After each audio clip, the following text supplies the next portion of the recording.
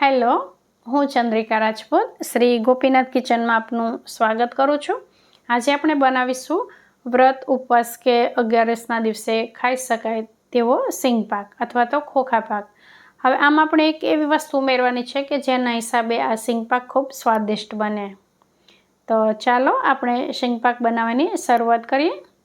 સૌથી પહેલાં આપણે શિંગદાણાને શેકી લઈશું. શિંગદાણા શેકવા માટે કોઈ જાડા તળિયાવાળી કઢાઈ અથવા નોનસ્ટિક કઢાઈનો ઉપયોગ કરવાનો, જેથી કરીને શિંગદાણા બળી ના જાય. અને ગેસની ફ્લેમ આપણે મીડિયમ રાખીશું. હવે સારી રીતે શીંગ શેકાઈ જાય પછી એને આપણે પ્લેટમાં કાઢી લેવાની. અને જો આપણે કઢાઈમાં જ રહેવા દઈએ તો એને હલાવતા રહેવું પડશે, કારણ કે કઢાઈ બહુ ગરમ હોય એટલે જે શિંગદાણા કઢાઈને અડીને રહે એ બળી જાય. અને હવે શિંગદાણા ઠંડા થાય પછી એની આપણે ફોતરી કાઢવાની છે. તો એના માટે આવી રીતે એક કપડામાં લઈ અને આમ સારી રીતે મસળીશું ને એટલે ફોતરી સરસ રીતે છૂટી થઈ જશે. અને પછી આને આપણે ઝાટકો મારીને બધી ફોતરી દૂર કરી લઈશું. અને અહીંયા જો આપણા સરસ મજાના શિંગદાણા શેકાઈ ગયા છે, બિલકુલ બળ્યા નથી, સારી રીતે શેકાઈ ગયા છે. હવે આ શિંગદાણા આપણા આટલા છે તો ખાંડ કેટલી લેવી, તો એના માટે માપ કરીએ. તો અહીંયા 2 વાટકી શિંગદાણા છે, એની સામે આપણે અત્યારે આ 1 વાટકી લીધી છે અને બીજી 3 ચમચી જેવી ખાંડ લીધી છે, એટલે 1.25 વાટકી જેટલી ખાંડ છે. એટલે 2 વાટકી શિંગદાણા, 1.25 વાટકી જેટલી ખાંડ. આપણે જોતા જ ખ્યાલ આવે, આમ શિંગદાણા વધારે લાગવા જોઈએ ખાંડ કરતાં. આવી રીતનું આ માપ લેવાનું છે આપણે. હવે આને આપણે મિક્સર જારમાં ક્રશ કરી લઈશું. તો જો આવી રીતનું ક્રશ કરવાનું છે, આ થોડું આમ કરકરું હોય. હવે અહીંયા બધા જ શિંગદાણા આપણે ક્રશ કરી લીધા છે અને મિક્સરને પલ્સ મોડ પર આપણે શિંગદાણા ક્રશ કરવાના છે, જેથી કરીને એમાં તેલ છૂટું ના પડે. હવે આપણે ચાસણી કરી લઈએ. તો કઢાઈમાં ખાંડ લઈશું અને ખાંડ ડૂબે એટલું પાણી એડ કરીશું. પાણી આમાં 1.25 વાટકી જેટલું જોઈશે. હવે આપણે ગેસની ફ્લેમ મીડિયમ ટુ હાઈ રાખી અને જ્યાં સુધી એક ઉભરો આવે નહીં ત્યાં સુધી ચાસણીને થવા દઈશું. અને આવી રીતે આપણે થાળીને ઘી લગાવીને રહેવા દેવાની.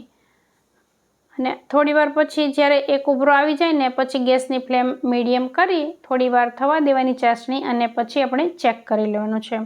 એટલે ચાસણી કરતાં આપણે ભલે 2-3 વખત ચેક કરવું પડે, પણ આવી રીતે શરૂઆતથી જ ચેક કરવાનું. હવે જો અહીંયા મેં એક પ્લેટમાં 1 ડ્રોપ લઈ લીધો છે, આપણે જોઈ લઈએ. અત્યારે હજી એકતાર નથી થતો એટલે હજી થોડી વાર થવા દઈશું. બીજો ઉભરો આવવા દીધો અને હવે આપણે બીજી વખત ચેક કરી લઈએ. અને આપણે ચેક કરતા હોય ને ત્યારે ગેસની ફ્લેમ લો કરી દેવાની.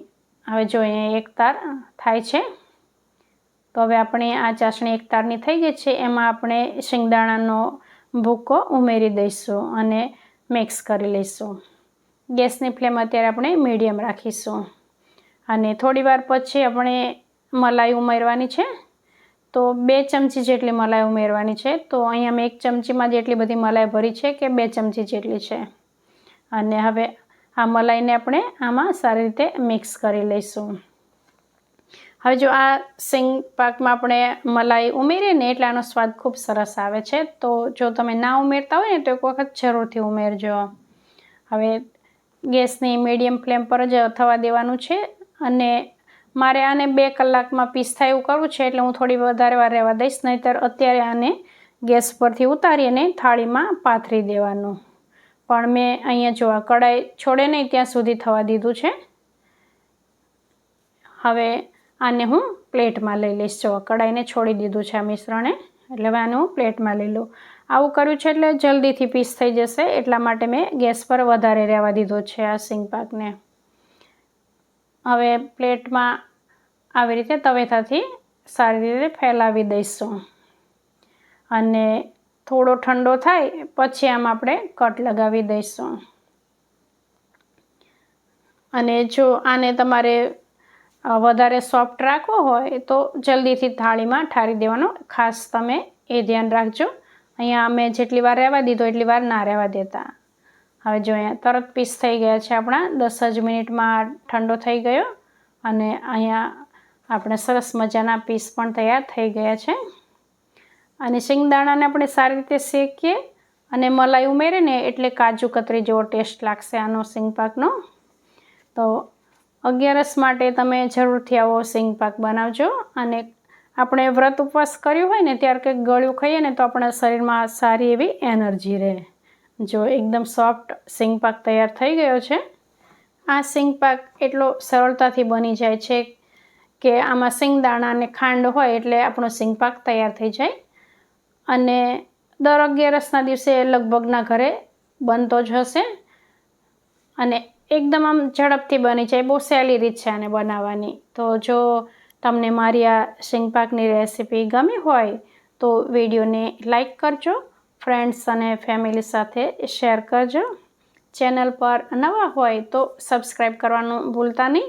બેલ આઇકન પર પ્રેસ કરી ઓલ પર ક્લિક કરી દેજો, જેથી કરીને મારા નવા વિડીયોની નોટિફિકેશન સૌથી પહેલાં તમને મળી જાય. ફરી મળીશું આપણે એક નવી રેસીપી સાથે. ત્યાં સુધી આવજો.